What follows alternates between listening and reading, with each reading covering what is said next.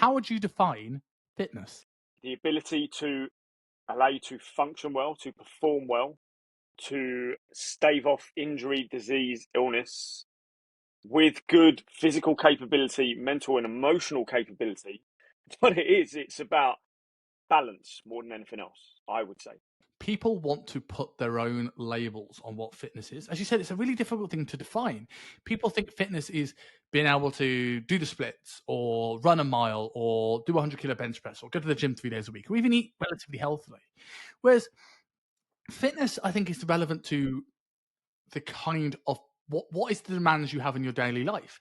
I think fitness is to have the physical resources to be able to do the things that are important to you.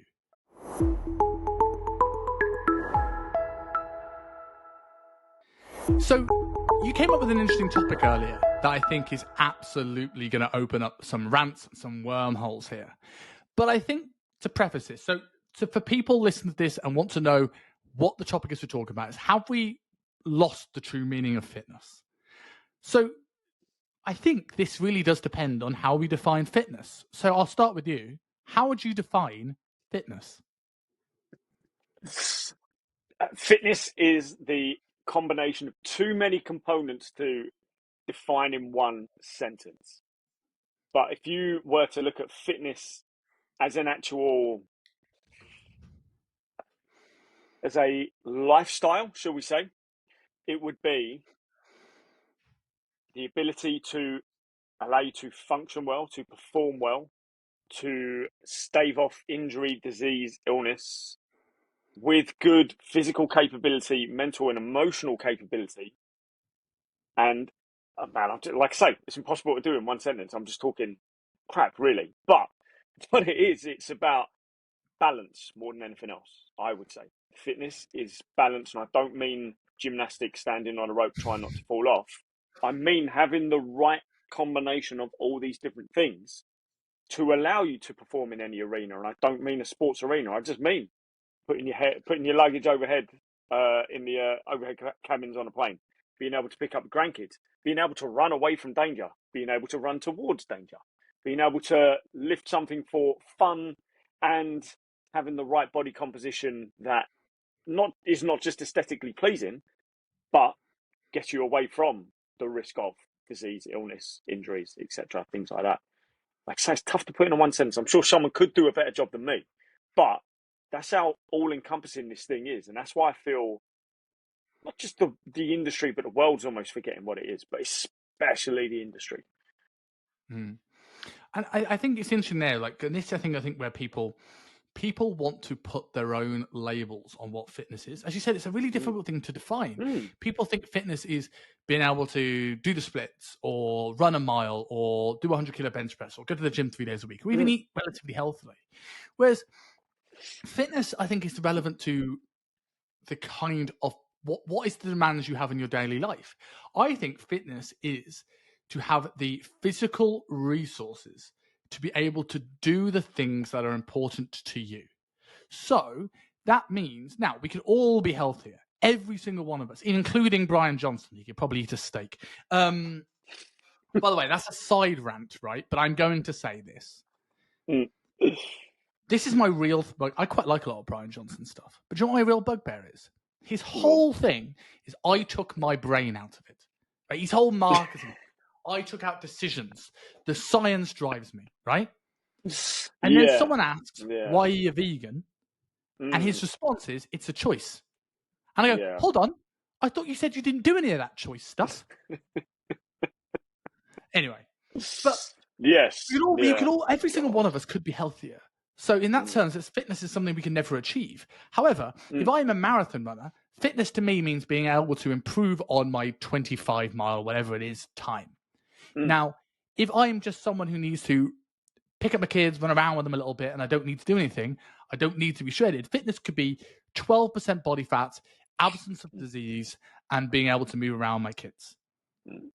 Where I think, and we can get into the industry and where coaches are lost, but where I think the first thing I find that people get lost is they're trying to...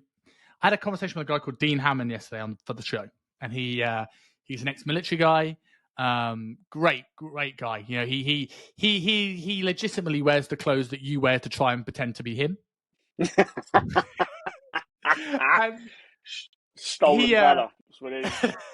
he talked about like the ice baths and the breath work and all this sort of stuff, and he doesn't recommend this. And he said, like, look, people like, you know, Billy Billingham and all the SAS Who Dares Wins guys are encouraging this hustle, like grind, wet, pushing through, you know, wet clothes, pushing through, getting up early. And like, I think these things can be useful. I'm not against an ice bath, but where I find the problem is that if no one gets to the end of their life and goes, did you have sex for life? Yeah, I got into an ice bath every day. The ice bath is great if you getting up and waking yourself up and having that shock to the system and resilience allows you to work on your business or work in the gym or play with your kids or whatever your goal is. If this stuff now is the goal and it's not actually getting you to do anything, I think these things that people are now talking about should be the entry, not a requirement. If you can get up and get to work and work on your business or work on your fitness or go to the gym and not do the ice bath, save 10 minutes and do 10 minutes extra of the thing that's actually important to you. If you need the shock to get you moving, then that is great. But I think people have lost what it means. Would you agree with that? I know I went on a bit of a tangent. Yeah. Would you agree with that? Yeah, there's a lot of things to unpack there. I think that's a very important way of defining it. It's relevant to what you want to do, because I've got okay cardiovascular fitness. I've got okay muscular endurance, but I'm not going to go and run a marathon. And that's partly because I don't want to run a marathon.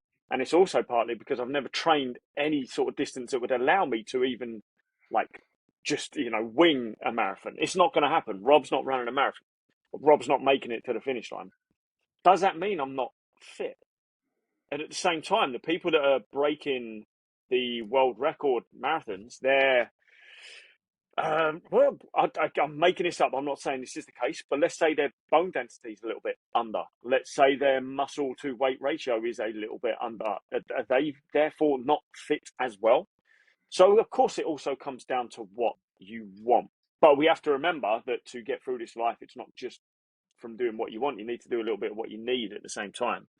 And you're quite right. How many PTs, coaches, influencers, inside and outside of the industry, that are promoting all these different things, such as ice baths and Goggins style grind, and there's efficacy in there from my viewpoint. I forget how to pronounce the word. It's either hermetic or hormetic stress. Hormetic. So putting yourself in controllable, stressful situations that can help control and regulate your release of cortisol rather than the external world dictating when your cortisol is released. I swear it's hormetic stress. So ice baths being one of them. It's an uncomfortable environment. You've got to force yourself to get in there, and there's nothing comfortable about it. Certain types of workouts, whatever the hell it is, right? But we have to remember that you can create this hormetic stress through multiple different ways. Intermittent fasting is classed as one of them, which is not that hard to do. A sauna is classed as one of them. And I think 3 times 20-minute saunas a week has way more health benefits than an ice bath on the daily. But which one's the harder one to get into? How many people have to gear themselves up to get into a sauna? No one. You just get in and you relax and you chill. But it's the same hormetic stress on your body. But the ice bath does that little bit more hardcore element, because there's going to be X amount of people that go, oh, I could never do that. That's no, I can't stand a cold. No, I'm not doing that. I prefer my lions and things like that. So there's a little bit of bravado in there to go, well, I'm doing the better thing. But if it works for you, why the fuck wouldn't you do it? I bet there's going to be, in the near future, a lot of home ice bath kits that turn into the home treadmill. They just become a clothes rack or a storage unit or something like that, because there will be people that just love it at the beginning but don't value enough to keep it out long term. But those who are committed to doing it will probably do it for the rest of their life, and fair fucking play to them, man. I ain't doing it. I think with those things as well, like it's a fine thing, because I agree with you. I think there is, and I've spoken about it before, there is certainly value in creating if I can get into an ice shower every morning, like a cold shower every morning for like 30 seconds, nothing else on that day is going to feel as stressful. I'm probably going to be more alert, more awake to get started with my day. I think that's fair. But it's also like the difference between working hard and working smart. Hustling for hustling's sake is pointless. It's a badge of honor, but it serves no purpose. If I don't need to do that, if I don't need to work hard and have a sucky experience to get myself moving, then why would I do it? And I think we lose context because, and here's the thing, I think too many coaches do. You look at their social media, and their social media is other people's social media account rehashed. For example, how many people now, since Alex Hormozy, who's not even in the fitness industry, by the way, how many people are wearing nose strips in the videos? Why would you ever wear nose strips in your videos? It's a fucking stupid look. And Hormozy only gets away with it because he's Alex Hormozy. But you see other people doing it thinking this looks cool. It doesn't look cool. These are things that people wear to bed, not for Instagram. Take it off. You wouldn't wear it on a date. Don't put it on Instagram. But bringing back to that point is that people see other people doing ice bath content, so I need to do ice bath content. And they don't understand there's context. The client, you shouldn't be going, client comes in, let me tell you about the benefits of ice baths, and you should be doing it every morning. No. Let's work your day. Do you want to do ice baths? Cool, great, do them. If you do you want to not want to do them, cool, don't do them. Like, there's no context here. I think people are trying too much to be somebody else rather than trying to be them. I want to say, whether it was Tate or whether it was someone that worked with Tate, you're going to take it off now, mate. Remember, if you say the word Tate, you just immediately cancelled off platforms. There's two T words we're not allowed to say anymore. I think it was Cobra who said it, or someone who works alongside with him, that put it that there are guys that get up at 5 a.m.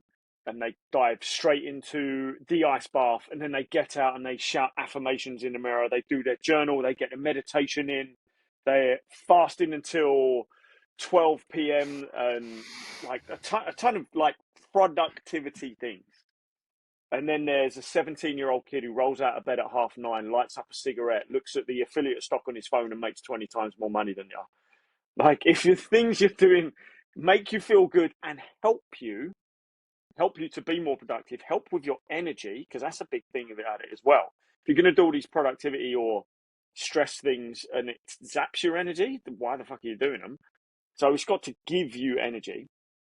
If you're doing all these things and it's taking half hour, 60 minutes, or even longer out of your day, then that time could be more productively spent changing your life in the way you need it to change. Then I don't see why you're putting more priority over something that you're kind of doing for clicks, likes, attention, whatever the hell it is. It's the same with a large percentage of people who are vegan. It's the same with CrossFitters. It's the same with a lot of different niches in the fitness industry that people love to say, I do this. And ice bath's going to be one of them. I'm not completely shitting on ice baths. So I know guys that swear by them and their energy's amazing and their discipline's incredible. And there is some health benefit to it, of course, but it's not going to completely overhaul someone's terrible, stressful, unhealthy lifestyle in the slightest. It's just a tool. And if that tool works for you, then cool, let's go for it. But if all in your life is doing ice baths every single morning and you're not focusing on getting high amounts of activity and looking at your gut health, your joint health, your hormonal health, your mental health, getting to the gym, or just training with any sort of resistance weight whatsoever, well, it's not really going to do much for you. Well, that is the key point, right? It's when it comes to coaching the industry, I think people talk about PT not being a protective term, and anyone can become a PT. And when they talk about this, they talk about, I don't want Steve from Towie or Louise from Made in Chelsea to be selling fitness programs, right? Who aren't qualified. But I think there's more to this. Yeah. I think, and again, I am not shitting on the term life coach. I think if you are a genuine life coach, be the best life coach you can be. But be who you actually are. If you're talking about ice baths and productivity and diary management and affirmations and journaling, you're not a PT anymore, you're a life coach. So call yourself a life coach. And there is too many of these things where, like, right, if your goal is to get people to losing weight, right, if you're telling them to spend an hour in an ice bath when they could have been training in that hour because they're struggling for time, or they're not getting the steps and they're not doing a level of activity, how about this? 1 month, try an ice bath. Did it make you more productive? Did it take you closer to your goal? The next month, get out the house and do like 5,000 steps. Compare your results at the end of the month. And if your goal is fat loss, and again, going on to this, right? There's a term in the fitness industry that I know you know, Rob, but I guarantee you that there are personal trainers listening to this that won't know this term. Which, if that's the case, you should fucking check yourself. Is specific adaptations to impose demands, right? Said principle. If I want to train for hypertrophy, I need a specific stimulus to train for hypertrophy. I'm not going to be able to run the best marathon lifting weights. I'm not going to be able to gain loads of muscle running marathons. In the same way here, it's like if your goal is to get fat loss with your clients and your priority is ice baths over walking, then you're not giving them what they need. If they have time after the essential stuff, then great, but don't make this harder, overwhelming your clients more because you're trying to achieve this optimal happiness, productive, disciplined state. When really, ice baths don't make you disciplined. Doing the shit that you need to do for the goal you do, regardless whether you feel like it, makes you disciplined. The ice baths are a distraction. 100%. And that's so relevant with what you say. People need to be who they are, not what some other coach is teaching them. Too many coaches that are in other people's programs that just rehash that content. And yeah, nothing's really new, but they don't even put it in their own words because they haven't lived it.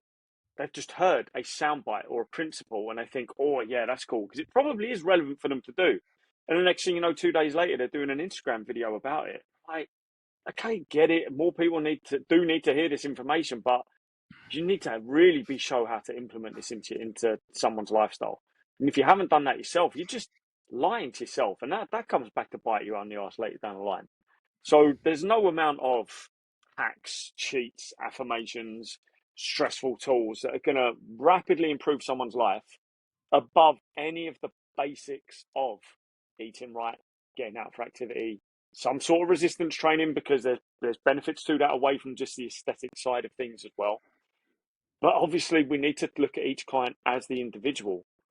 I don't want 50-year-old Timmy, there are only 50-year-olds called Timmy, to come into the gym and tell me how he's had an entire life of unhealthy eating and his joints hurt and his lower back hurts and he struggles to get out of bed in the morning and he hasn't had a sex drive and things like that. And I don't want to then chuck that guy on a prime plate loaded leg extension and talk to him about the difference between mid and short and length, or show him, the latest AMRAP, or talk to him about fucking ice baths. Like, what does that guy at that moment in time need? Needs something very specific, because that's what he's going to adapt to, that's going to lead to the greatest change in his life, and therefore a happier, healthier, longer, hornier existence, right? And I say we because I'm in the industry, right? But we're not providing that. And I'd like, whatever you was about to say it. And then I want to bring it back to that terrifying stat you told me at the start of this that hasn't left my brain at all. Like, it's been sitting there the whole time I've been talking, going, oh my fucking God, that's ridiculous. So, okay, so obviously it's not going to leave your brain. So as I was saying there, like, I really admire, and I'll throw a big shout out, and I'll probably make this into a clip so I can shout them out. I really, really admire Tom Hibbert and Stefan Kusult. And the reason why I brought up them too is because they are personal trainers. And they take pride in it. Tom might even call himself a strength coach. So he may even consider himself a personal trainer. But what I mean by that is that Tom, I guarantee you have a working knowledge of nutrition, as will Stefan. But they have no claims. You'll never see a bit of nutritional content on their page. They are the best in the world, in my opinion, at writing programs. Tom Hibbert said to me, I wrote a program, at least one every day for 15 years, and he pretty much still does. Amazing. Right? Every day, 365 days a year. Didn't take a day off, not even Christmas. Why is he the best at writing programs? And he is, maybe I'm sure he has had amazing fat loss results, but he might not get better fat loss results than, let's say, me, who is maybe a little bit more well-rounded in these things. But I ain't going to get people lifting logs or squatting the numbers Tom Hibbert does. I've had big numbers, but that guy is exceptional. Now, that's his niche, that's his thing, and he's fucking good at it. But the reason why I admire them is because they know there is nothing wrong if you're a fat loss coach, right, with giving nutrition advice or mentality advice or habit advice. And if you want to get fat loss results for your client, then you need to touch base on these things. If your client isn't following these things, you're not going to get the result with them. But I think people get lost in these things because with fat loss, it's like nutrition, activity, habits, adherence is the thing that gets 80-90% of the work, and the training is this bit to just keep muscle on, that people go so far down the wormhole. And I know coaches that I've never seen them talk about training, ever. I've known people, and I'm not calling out because there's some people who had conversation on mentorship, and I get it, I understand, right? That you look at your check-in, and the biggest problem for my client that week is they're going out getting pissed on the weekend, and I need to talk about the weekend strategy.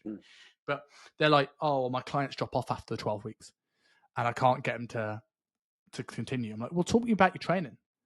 Well, I just change it every 4 weeks for something different for novelty. I'm like, have you talked strategies progressive overload? Have you showed them where they're going? Are you using periodization? Are you planning this ahead? Are you using different rep schemes? Like, if you're not mentioning training in your check-ins, why are people, once you've achieved the fat loss goal, going to stay? They see no value in it. If they see through you when you don't talk about training. And at the end of the day, if we are going to call ourselves personal trainers, there is nothing more important than understanding training. Is it going to be the thing that's necessarily going to be the biggest drive of your results? Maybe not, but it is literally your job description. So I've been in business mentorships, and I will say this is not supercharged, because the guys there have incredible integrity. It's the best community I've been in ever. But I've been in business mentorships where on a regular basis, I get coaches. And I understand this if you're a multi-million-pound industry. If you're, and I'll give props to him here, if you're Nick Mitchell, Nick can't write programs for every client that comes into UP, right? He's got to run the business. He's a millionaire that probably should be a billionaire. Steal a line from CM Punk. But unless you're at that stage and you're like a one-man band, and one of your first hires is, could you advise someone how do I hire someone to do my programming? I just don't want to do it anymore. And I'm like, that is literally your job. You should be looking as your first hires as VAs and people to edit your content, stuff that frees up time so you can spend time programming. What I hear when someone says, I know I'm going off on a rant here, what I hear when people say, I want to hire someone to do my programming, you might as well take that line out and replace it with, I want to be an Instagram influencer. And what I realize is that if you've got to the point you don't enjoy your programming already, 2 years into the industry, if that, right, then I would say that you're probably not cut out to be a personal trainer. And if you haven't already got 100,000 followers to be an influencer, and you're already not Logan Paul, then I would assume you're probably not going to cut out to be Logan Paul either. So how about stop trying to be Logan Paul and stop trying to be a personal trainer and find something you are good at? I appreciate influencers take time, but don't. Logan Paul did not start trying to sell fitness programs. Logan Paul set out to be an influencer and took the time it needed to become Logan Paul. I actually have a bit of respect for Logan Paul. A lot of people don't, but I really quite like him. He's come a long way since Japanese Forest. Long way. Mate, and even that, right? Even that he's not like Vice magazine did something about that for us years before Logan Paul was even on YouTube, right? But the guy's consistent. You've got to give it to him. The guy's been consistent his entire time, right? He's like an athlete, man. The guy's amazing. And he's a genetic marketer, beast. Influencer, athlete, podcaster. Mate. The guy is clever. The big thing you said there about outsourcing, I get it. this is the problem. Everyone read the 4-Hour Work Week and lost their fucking brains, or never read it and just heard drop down information from it. And that's another thing, is people now want to outsource the stuff that you should be good at and you should enjoy doing. I get outsourcing some of your content creation. I get outsourcing video editing. I get outsourcing emails and setting up software and things like that. But if you're outsourcing your nutrition, and I'm going to split this into two. Your nutrition coaching, you setting up the things for your clients, you adapting with them as necessary, yeah. Hiring someone to be like a chef and provide recipes, and like, that's fucking amazing, because that's not you. You're not a chef, you're a personal trainer. You might be a personal trainer that never actually learned how to cook properly. Someone I know who's offering this as a service, I think that's fucking phenomenal. I just want to cut in there slightly, because I think I could, but you're going to go on to a great point here. But the key thing there is that is not their area of expertise. There are people out there that are better video editors, because I am not the video editor. There are people out there that are better chefs, because I am not a chef. There are people out there that are better mobility and yoga instructors, because I am not that. Get these people into your business. Get a referral and outsource that. I'm all for bringing people in to help your business. But the problem I have, the reason why you hire a video editor is because while you could do it, you appreciate there's someone who is dedicated and is by profession a video editor who could do it better. You are the person that should be the programmer. You're the person that other people would come to design programs. You should be the expert there. So if you're now trying to outsource your job, what the fuck are you? But it gets worse. There's people outsourcing their nutrition. There's people using content creation businesses at the moment to buy a lot of guides that that's a conversation you should be having with your client. And above that, we've got people that outsource programming. And above that, we're now seeing outsourcing adherence. Those are the three things that are the core concepts, the core tenets of being a personal trainer. That is literally your last one. You can disagree with that one. That's cool.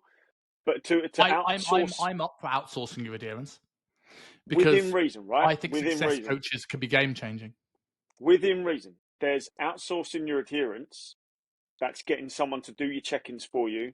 That's getting someone to keep clients, right? But then there's success coaches who it's almost like hiring another member of your team as you move up your business to do other things on your business. That, like, again, two separate, like I said with the nutrition one, it's two separate things. But there are people who are going to see this adherence outsourcing and just outsource all adherence and never fucking talk to their clients anymore, unless they want to record a video or do a masterclass or get attention in whatever the fuck it is they're doing. Like, there's partnering and there's outsourcing. And I agree with partnering. Because you're still involved. You're still doing things. Otherwise, like, say, what are you doing? What do you actually want to do? What you say you're a personal trainer, or you just call yourself a coach now without really understanding what the difference between the two is? No shame in calling yourself a personal trainer, because you can show through your actions, your experience, your results, why you're steps ahead of the people that just count reps and try to sell your Herbalife afterwards. Like, of course you're not like that, but you can call yourself the same title. But above that, like, what are people actually paying you for then? Because all that money they're going to pay you, that's going to go to the people you've outsourced it to as well. Yeah, so. I think there, like, and there's no shame in calling you a life coach either. Like, no. I make it seem like I'm demonizing life coaching. I'm demonizing life coaching for people that are claiming to be personal trainers.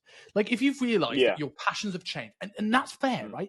People get into their 30s, they care less about training, they care less about, like, you don't want to study like biomechanics and things like this. Like, that's cool. I like no shame, and you like psychology and adherence. Pivot and be the best fucking habits coach in the world. I have a lot of respect. I claim this guy a lot. A guy called Tobias Lifestyle, technically a fitness coach. He does do training and nutrition, but he calls himself a habits coach. Cool. Right? So he's still in the industry, but he calls himself a habits coach. So he focuses on habits. He ain't going to be getting the big hypertrophy results, although he has got a few. Yeah, but he realizes where his passion is, and he's shifted what he calls himself to align with that. And if you want to talking about ice baths and affirmations and journaling, and that's what you like and you can help people with, then be that. But don't try and put it to the lens of personal training, because now you're not. And I think I like outsourcing success coaches because it's like, as long as you're doing your check-ins and you get and you're maybe your client webinars and your setup and like you're doing the bit that's your job, having someone come onto your team to kind of going like, right, in between, someone does a check-in every Monday, and every other day I'm going to have Jennifer is going to check in with you and just go like, just make sure you are how you're doing, if everything's okay, are you good, and if there's any real technical questions, they'll be like, cool, I'm going to refer that on to Simon and he will get back to you. And it just filters the information and means you get more support because you're not stretched. I'm all for that. But like, do you think this thing now, do you think and again, I'm not slating this, but do you think the rise of online business mentors and the way it's marketed is partly to blame for this? Because we now look at, again, another thing about fitness is this term balance, right? That we want to be able to work, as you said, 4-hour work week. And this is what inspired me when you said this, that we want to be able to do our check-ins from this imaginary beach with Wi-Fi. And we want to work a small amount of time in the day and spend much more time with the family and friends. And online coaching gives you the flexibility. But I think I see there's a difference.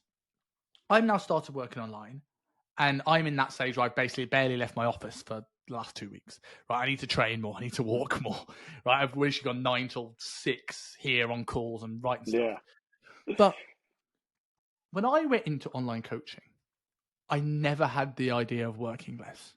It was never to make me work less. It was to have flexibility with how I work. I'm always open to the idea of working until the evening or coming up at 4 and start work. It's having the flexibility to work from a coffee shop. Or if I have a birthday party, rather than I can't say yes, I can just shift the work earlier. Yeah. The mentality for me has never, ever, ever, ever been not to work a lot. But I see people coming into this now going, well, I think this will be easier. Or I think this will be more scalable. I'm like, are you trying to run before you can walk?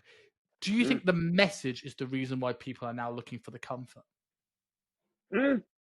Massively so. And business coaches are just as guilty of this as like certain fitness coaches as well. Because there were fitness coaches that kind of promoted their lifestyle as, well, look at me, I'm doing check-ins on the beach, whatever. Even though the happiest, most fulfilled and successful fitness coaches I know who exclusively do online don't live that lifestyle. They're at home with their families. They might go on a slightly longer extended holiday, and they're also working on their business and they're also working on their clients. They're not trying to get away from anything. And I can understand people who've been in this industry for a long time who have done, I'll just say 40 hours on the gym floor a week as a baseline thing, because we've done more than 40 hours a week on the fucking gym floor. However. And then had to do check-ins on top of that, as well as educate ourselves, as well as get our own training in and try to get some sort of resemblance of sleep. It's tough, and thank God Monster Ultra was invented. Thank God. Fueled the fitness industry for many years. But you've got people entering the industry that are now not wanting to go anywhere near that experience and want easier before they've even dived in at the fucking deep end. And I think you have to do that not just from an experience of, you get to know more about people, you get to understand the craft more, you increase your education exponentially by doing one-to-one before you do online. And that doesn't mean there's no good online coaches out there, but you learn how to fucking work. That's the thing. People scared of work now as well. And the unfortunate thing is that the internet and the ease of access and the low barriers to entry to online coach people now means people don't have to work either. And I think that gives the client a lesser experience as well. Do you think going back to our last conversation about genetics that we had, which if you're listening to this now and you've not gone and watched the episode, go back and watch the episode. Well worth it. Subscribe, like, share with all of your friends and your mum and your dog. But we mentioned giving people empathy with fat loss, because while we all have the same 24 hours in a day, we don't have the same circumstances and the same starting points. The person with the N64 in the middle of London with all these delivery options is different from the person that lives on the farm that goes and gets the food and goes for walks and etc. One's going to find it easier to stay in shape than the other. do you think the same thing will apply here, that we're going to see more and more people now not wanting to do the work because they've never had an uncomfortable life? So they don't, they like, it's not that they don't, you haven't got the potential to graft. They've just never known. They don't know it's a possibility. They don't know where the limits are. They don't know what the options are. They've never experienced it. So they gravitate towards these options and then generally don't understand why the leads aren't coming in the door, because they've never actually pushed themselves. Yeah. And I think hard work is sitting on Canva 2 hours a day with no idea of what to do as a post. And then getting in an ice bath. Getting in an ice bath. They've got in the ice bath, they've filmed it, they've edited it in CapCut for this is the day in the life of an online coach. They'll do their high protein options they think this stuff is hard work, and hard work is giving every single client that you've got the ultimate top level of service that you possibly can. We were capped as much as they could control it. We were capped on how many client sessions we did a day, right? Because the quality would suffer for the people later in the day, because we're fucked. We're fucking knackered. But if it just so happened that we had days like that, we would do everything we could to make sure Matey at 9 p.m. has the exact same session, exact same quality of session as Matey at 6, with it being the best it possibly fucking could, not just giving both a mediocre one. The fear of hard work, again, comes back to the ice baths and things like that. It's the illusion of hard work. It's the illusion of doing something tough. Realistically, how long are you in that ice bath? Not long, because eventually it's going to warm up, right? Unless you've got the super, super expensive one, which I know most of you guys haven't. It's suddenly going to warm up a little bit, and then it's not. The illusion is a really interesting point, right? Illusion of hard work, how right? many, and I've probably fallen into this when I've been busy and stressed and things going on in my life as well. How many coaches do you know that's done every course under the sun, but is still a fucking idiot? Like, and I no disrespect. I get it. This is a hard industry. I respect anyone that like really commits and invests themselves to improve. Yeah. I work with those people. I love those people. Because you have to, like, I'm not saying personal training is harder than being a doctor. It's not. Or a therapist. It's not. But however, therapy, at least your study is focused on the avenues of the mind. And doctors, you probably got medicine. Whereas personal trainers need to know a little bit of supplementation, a bit about nutrition, a bit about mobility, a bit about anatomy, a bit about psychology. But amount of times I've seen people do courses, and it's more about saying to their Instagram and having that story. Like the first thing that comes after a webinar, and I've had this, coaches, the first thing you do is, hey, did anyone take a picture of that? Before they go, hey, I've got a question about this programming. I'm giving it a go now. What do you think? So, like, people come off a call, and this is the thing for coaches when you do education.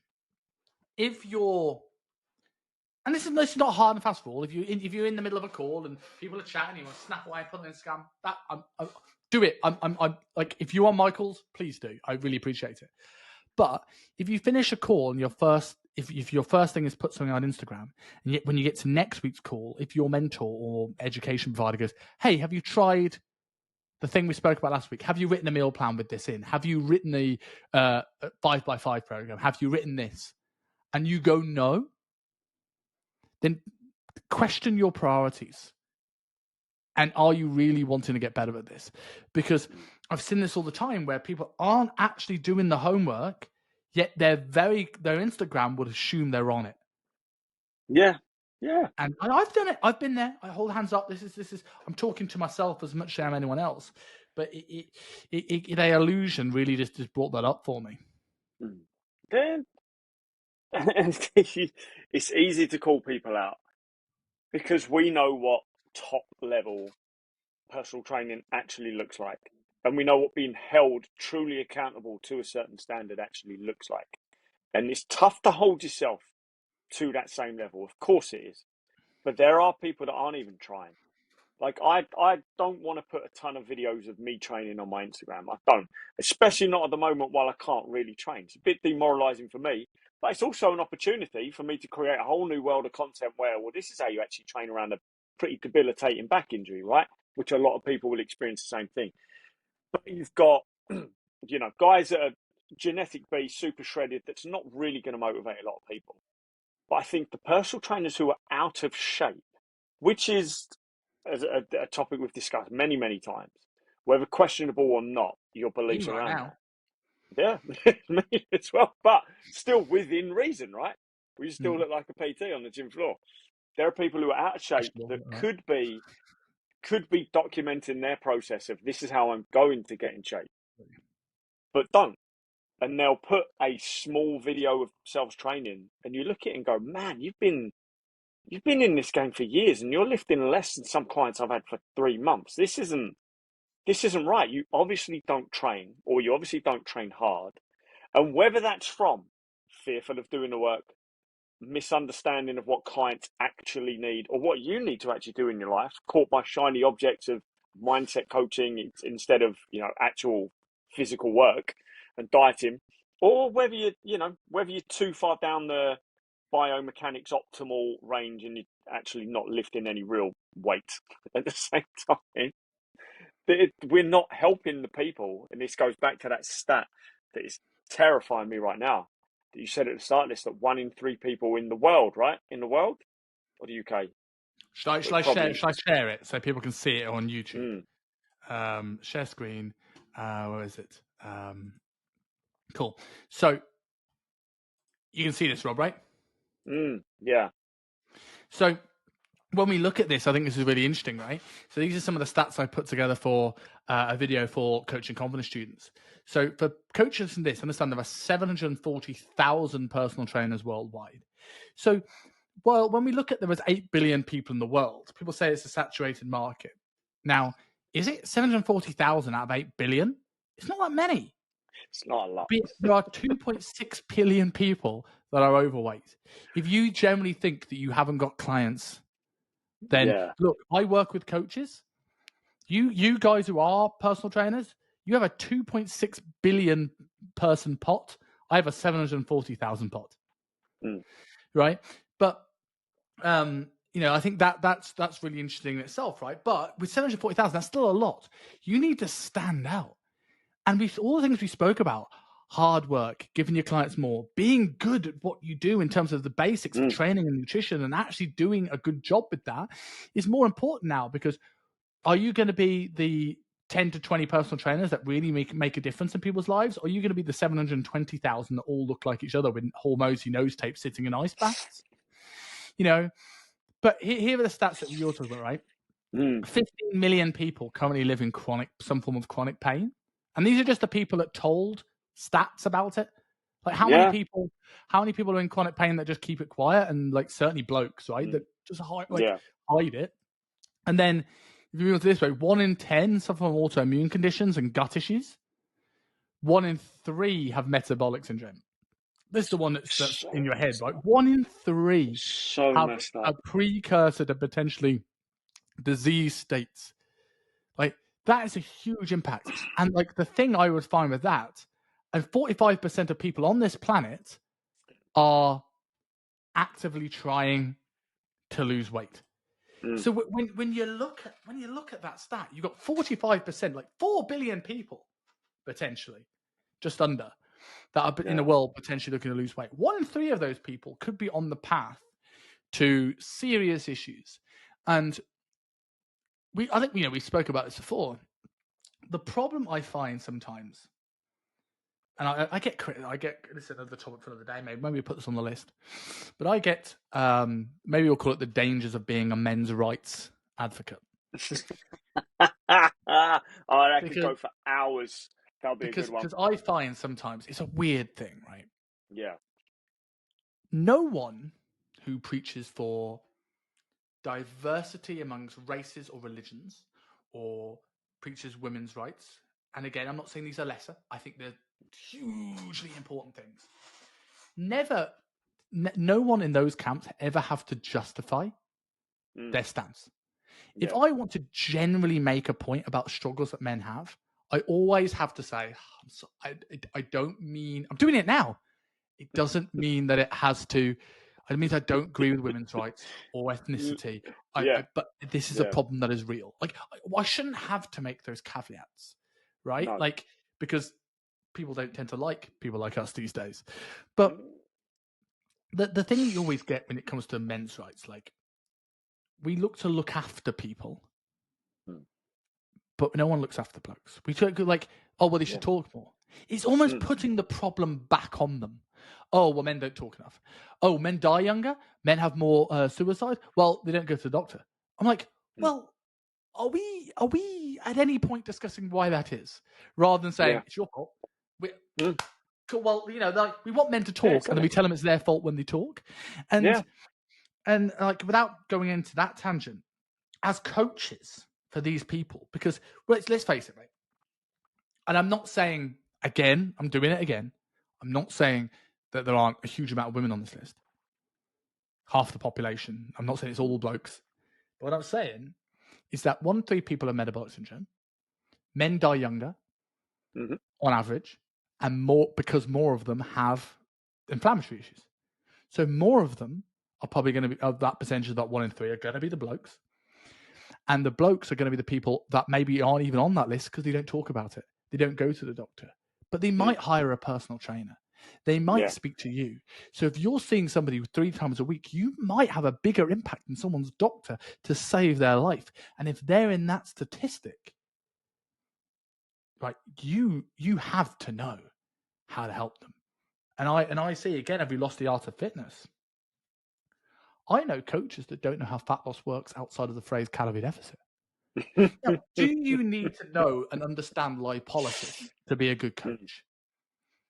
No.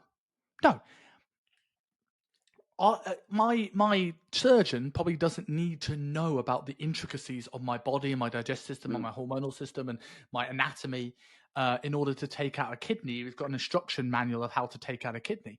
But you know what? If I'm on an operating bed, I'd really rather he fucking did.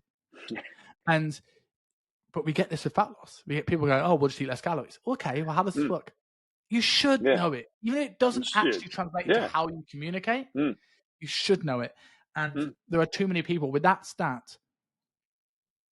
Doesn't that stat show as an industry that we are failing? Completely failing, because the stats keep rising as well.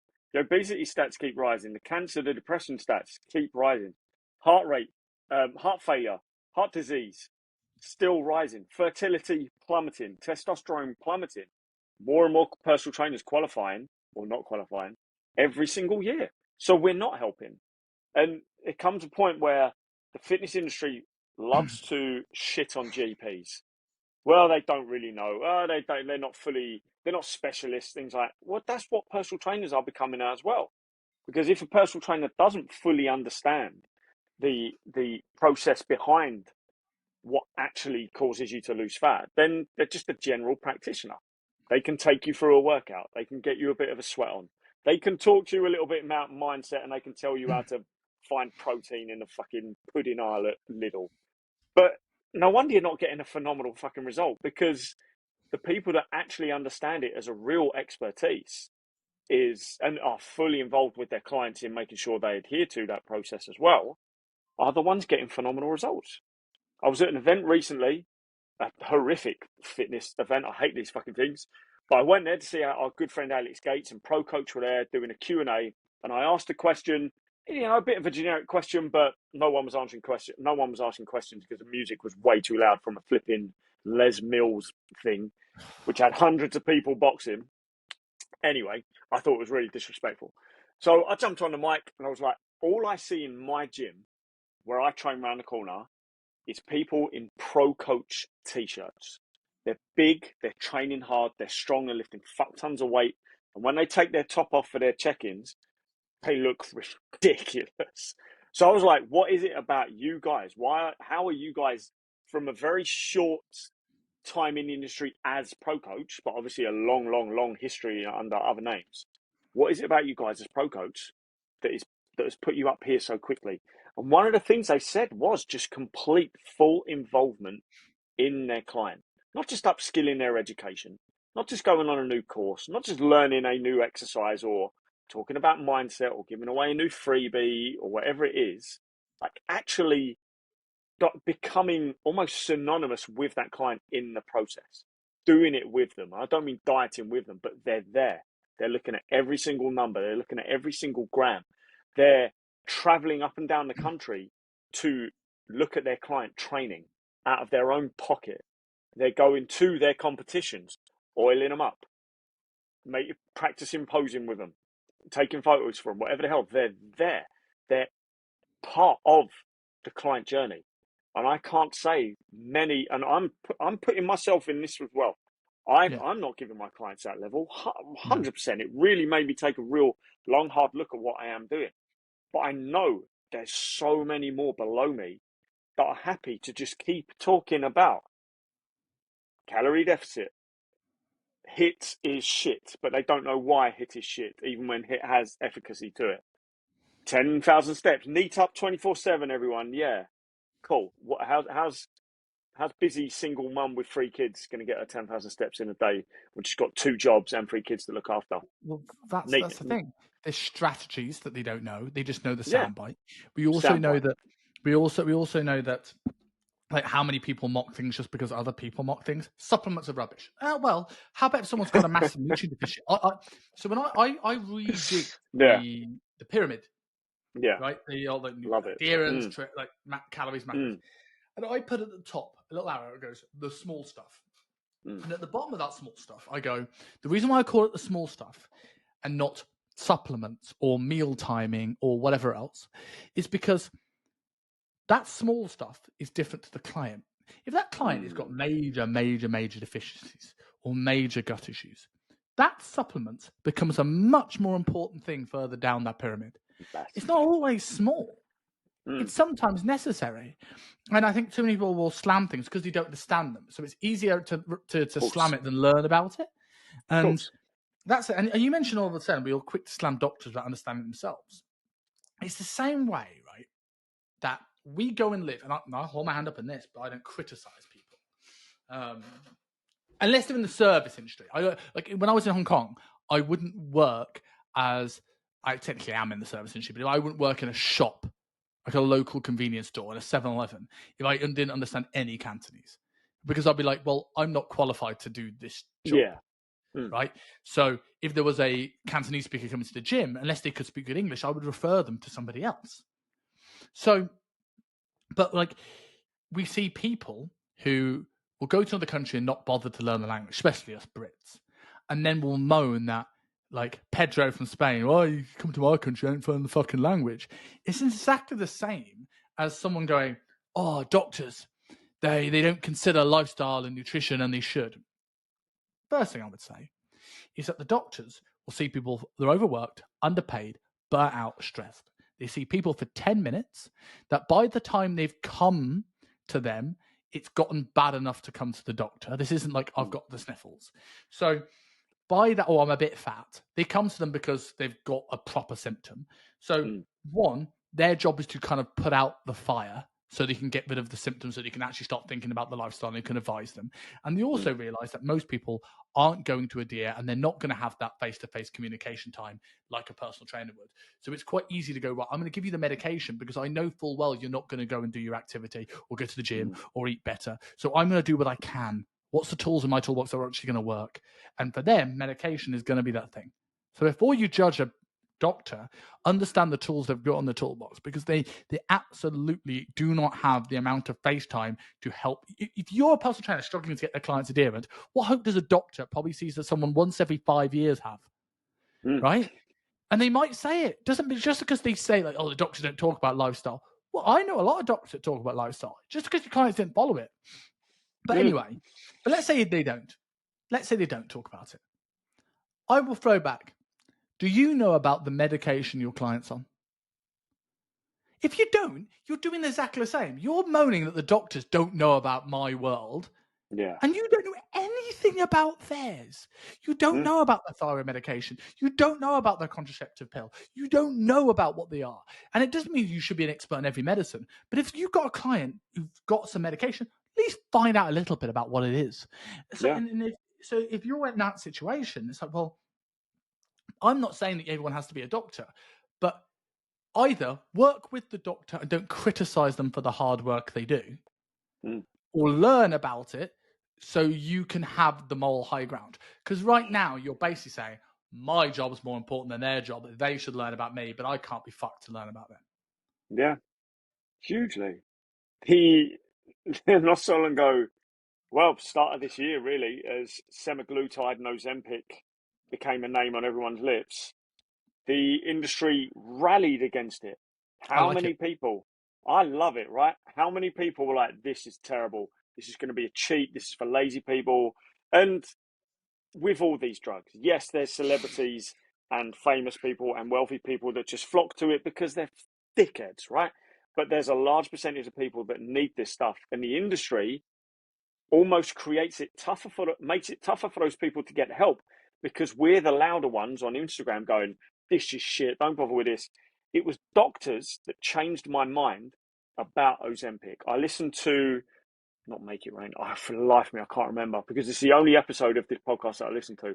It was one of the best round table discussions I've ever heard in my life on any subject. And it was about semaglutide and it was every single angle. It was phenomenal. And it really changed my mind. The Nadolski brothers really changed my mind on this. Because at first I was like, God, another drug. This is going to be bad because of the influence that influencers have on and the reasons they're using it. Like there were American celebrities coming out going, oh yeah, I used this like 2 weeks before the Oscars and I dropped the 8 pounds that I needed to fit into my dress. You're like, you're a cunt. You're a fucking lazy cunt. But at the same time, industry hated it. And now James Smith's coming out with a video where he's tried it. Why he's trying it, I don't know. And it's a good video, but it's a flawed video. He's tried it to give his video backing. I'm To kind give of his for video it. back, right? Ryan I get Hummelson it. does all the time, right? He'll try stuff to go right. I now have skin in the game. Yeah. And I get it, right? I think the video was a little bit flawed because it focused more on the weight loss rather than the people this medication's actually intended for, which is type 2 diabetics, not necessarily obese. There is efficacy in seeing this medication for diabetics that might have use for weight loss and appetite suppression, which is essentially what it's going to do. And now that end of the industry is now going, oh yeah, it's great, yeah, semaglutide's fine. Yeah, I've always been behind it, but you still don't understand what it is and what it's doing. You just know it's a drug. That's all you know. So therefore, your knowledge is as general as the GPs that you're shitting against. I don't get it.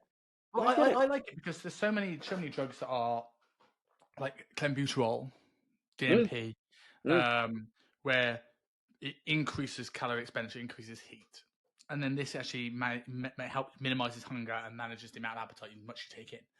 Now, like the reason why I like it is because imagine if I locked you in that room now, and we didn't feed you for a while, and you were starving, and then I come to you and go, right, let's talk about improving your training intensity. Let's talk about your diary management. Let's talk about your food prep. You're not going to be listening to me. You just go, I'm fucking starving. So if you've got people that are maybe morbidly obese, maybe leptin resistant, so now they're always hungry. So if I can, like, I have no hope in hell of changing the habits that are going to cause a long, sustainable weight change when all they're thinking about is food all the time. Yeah. I can give them this for a temporary period of time, and they're now not thinking about eating, as James Smith reported. I now have a better chance in that time of working on those habits, which means then I can start to pull the Ozempic, and they now will continue the habits that help them.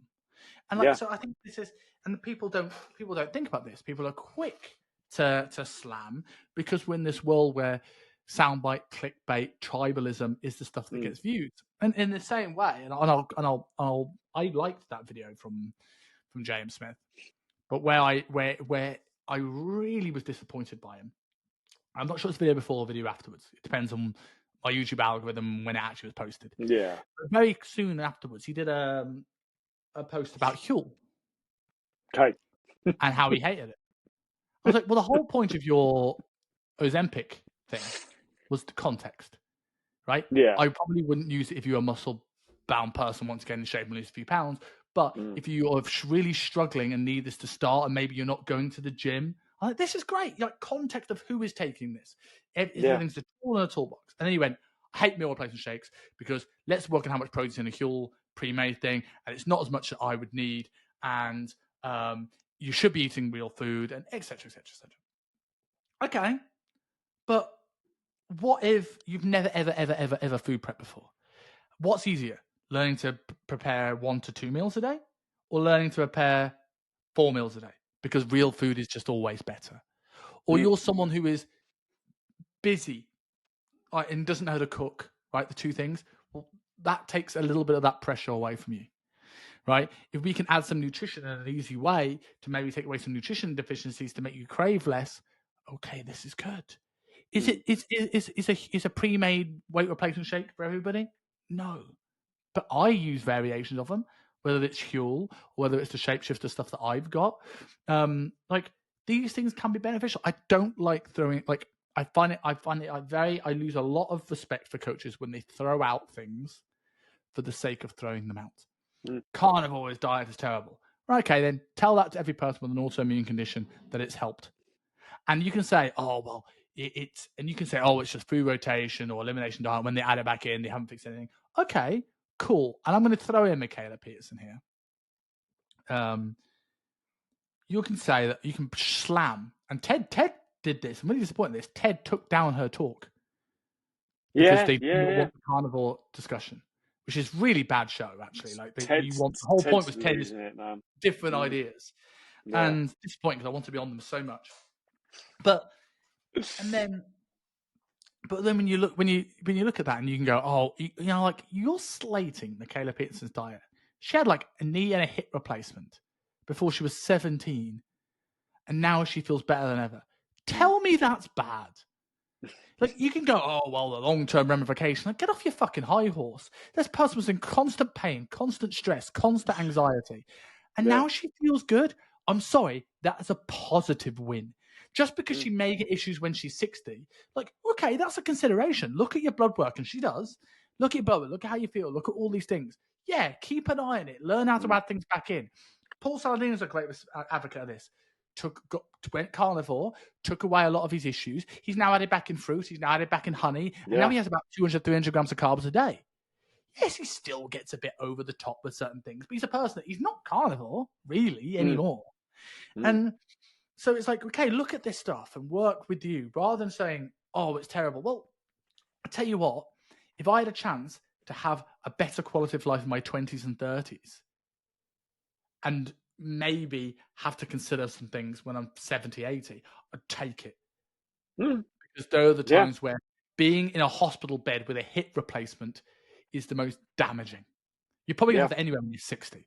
So let's put some context to this. And let's say, right, carnivore diet isn't forever, but it is a tool for a certain period of time, and it's not useless. Not everyone needs it, but it has its place. As does meal time, as does fasted cardio, as does supplementation, as does all this. Understand it. Well, if you look at the carnivore, well, look at that stat again. 1 in 3 people metabolic syndrome. For those who don't know what metabolic syndrome, it's a combination of diabetes, hypertension, and obesity, and it goes a lot deeper than that. But those are like your main 3. Okay, so someone's got high blood pressure, they're diabetic or pre-diabetic, and they're obese. Something like the carnivore diet has real fucking efficacy there over habitual change, right? Over learning balanced macros. Again, it's not for everyone. It's not my first protocol I would go for, although we have done similar things for low carb boot camps, things like that. Like there's some real, I think most people, it's about finding that balance. Define balance. Like we said earlier on, it's this illusion of balance when it comes to fitness that we should all like clock off every Friday and have 2 days off. And like, well, some days if you've got a big deadline, you're going to work through the night, and sometimes you're going to have to compromise on sleep. And it's like, have you ever heard the 4 burner theory? 4 burner. So now you've got 4 gas hobs, right? And this is the theory. So, and you've got a certain amount of gas in your gas tank or in your house. You can only use so much at certain times. So if I've got life, business, health, wealth, for sake of argument, my 4 burners, I can probably put 2 of them on at 3/4 blast, but if I put 1 at full blast, all 3 have to come down. Yeah. If I put all of them on, they've all got to go to the cinema. So if I want to push my business, I can't also push my health, my wealth, and everything else like this. So it's defining balance as regards to this. And then if you take that into this sort of stuff, in terms of balance, well, what's actually important? Because you can go, oh, well, you should have a balanced diet and all this thing. This is the diet I have. It's like, well, no, it's the diet that works for you. Like, if somebody likes bread and pizza and crisps and like maybe a high carb diet works for them, if someone doesn't like vegetables and they like fats, they like cheese and bacon and like this sort of stuff, maybe you go, right, I've tried everything. The coach will try everything to go, don't like veg, don't like veg, don't like veg, don't like veg. I want you to eat some more veg. I need to eat some veg. I need to eat some veg. I need to eat some veg. And the client doesn't do it. And the Batman head against the wall and go, oh, I want them to eat veg. Well, how about you go, okay, do you like liver? Yeah, I like liver. Okay, what we need to do is add some liver into your day. Do you like eggs? Oily fish? Yeah. Okay, cool. I want to make sure that's in there. Okay, cool. Are you averse to taking a multivitamin? No, I'm not averse to taking a multivitamin. Fantastic. Do you like a greens powder? Okay, well, let's take a greens powder. And like, so like now you've got everything and they're not having to do that. Is it as good as eating vegetables? No. But they're not doing them anyway. So like you going, well, that's useless. Like, well, now you've just lost so many tools in your toolbox. Throwing in a bit of liver could be such a gold mine to somebody if they like it. And your clients wouldn't even know. Comes back to what's optimal isn't sustainable or isn't always sustainable. So that person starting off who just can't eat veg, and through your mindset and habit coaching, you somehow get them eating veg for the first time in 10 years, but they still hate veg. We know it's probably the best option for them, but they're not going to sustain that. They're not going to. Someone who then we do this sort of sideways movement and get in extra liver, whatever supplementation, things like that. Okay, we've now got a bigger chance because we're giving them a little bit of what they want, but a hell of a lot of what they need. Whereas when you go the other side and you just try to feed them veg, it's the opposite way around, and that's not going to last.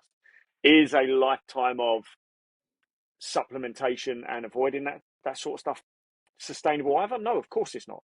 But again, neither of those things is optimal either. Optimal really is what can that person do at that moment in time, but it's going to change later down the line. It's going to change. We're seeing this with the optimal bros with exercise as well.